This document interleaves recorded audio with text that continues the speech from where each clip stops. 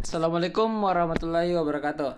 Perkenalkan, nama saya Rizwan Hidayat dengan NIM 2202095021006 dari kelas PTKF ingin mempresentasikan tugas 5 dari mata kuliah pemrograman berorientasi objek yaitu array. Pada bagian pendahuluan, array adalah kumpulan-kumpulan variabel yang menyimpan data dengan tipe yang sama atau data-data yang tersusun secara linear, di mana di dalamnya terdapat elemen dengan tipe yang sama. Indeks dalam array menyatakan elemen yang disimpan dan panjang atau length menyatakan total elemen yang tersimpan. Nah, di sini kita ada deklarasi array. Saya menggunakan tipe data dengan string, nama, variabel, sama dengan new tipe data dengan jumlah elemen. Begitupun juga dengan temannya. Di sini ada contohnya, int string larik c sama dengan new in 20. Contoh di atas melakukan 3 pekerjaan, yaitu deklarasi variabel larik b yang mengacu ke objek larik, memberi larik b acuan ke objek larik, dan membuat larik yang memiliki 15 elemen tipe int. Fungsi-fungsi Java terdapat 4. Yang pertama ada string, merupakan tipe data berbentuk gabungan huruf, angka, berbagai karakter, dan spasi dalam teks, di mana berfungsi untuk membuat tanda pengenal atau identifier string atau teks. Int atau integer adalah tipe data untuk angka yang tidak menggunakan koma dengan tipe data 32 bit. Kemudian double sama seperti integer dan untuk angka, namun dapat menggunakan koma data sebanyak 64 bit. Char adalah tipe data berupa alfabet atau angka, atau biasanya merupakan karakter tunggal. Nah, perbedaan array dan variabel biasa dapat dibedakan menjadi, yaitu array mempunyai sebuah nilai. Misalkan ada 4 data, maka cukup menggunakan satu nama variabel kali 4. Sedangkan pada variabel biasa dihubungkan dengan sebuah nilai. Misal ada 4 data, maka menggunakan nama variabel kali 1, kali 2, kali 3, dan kali 4. Dapat dilihat seperti di gambar.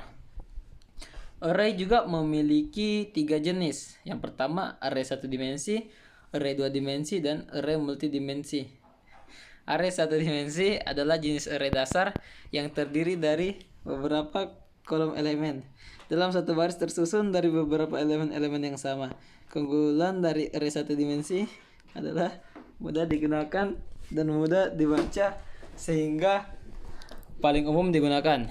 Sedangkan pada array 2 dimensi merupakan perluasan dari array 1 dimensi, sehingga array 2 dimensi ini terdiri dari kolom dan baris yang berbentuk matriks. Maka harus perhatikan nomor baris dan kolom.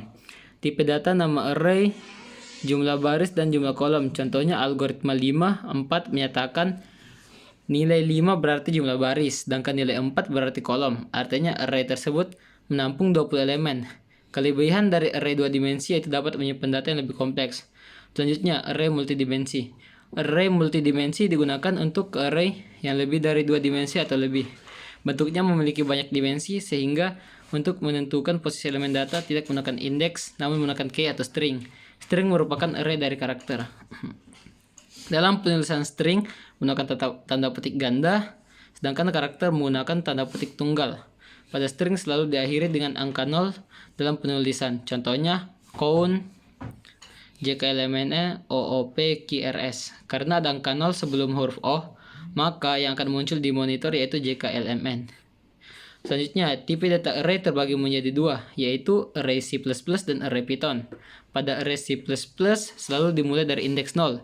Ukuran array yang sama dari awal hingga akhir disebut statik. Jika berubah maka disebut dinamik. Cara membuat array pada C++ sama seperti variabel biasa. Contohnya char huruf 7 KL MN O P Q. Cara mengambil huruf O yaitu huruf 6 karena indeks array selalu mulai dari angka 0. Kemudian array Python. Array Python mempunyai satu kesatuan dari kumpulan beberapa data tunggal. Array Python dapat menyimpan 2 data yang sama dalam satu array. Dalam array Python harus menggunakan array modul, import array, atau import numpy.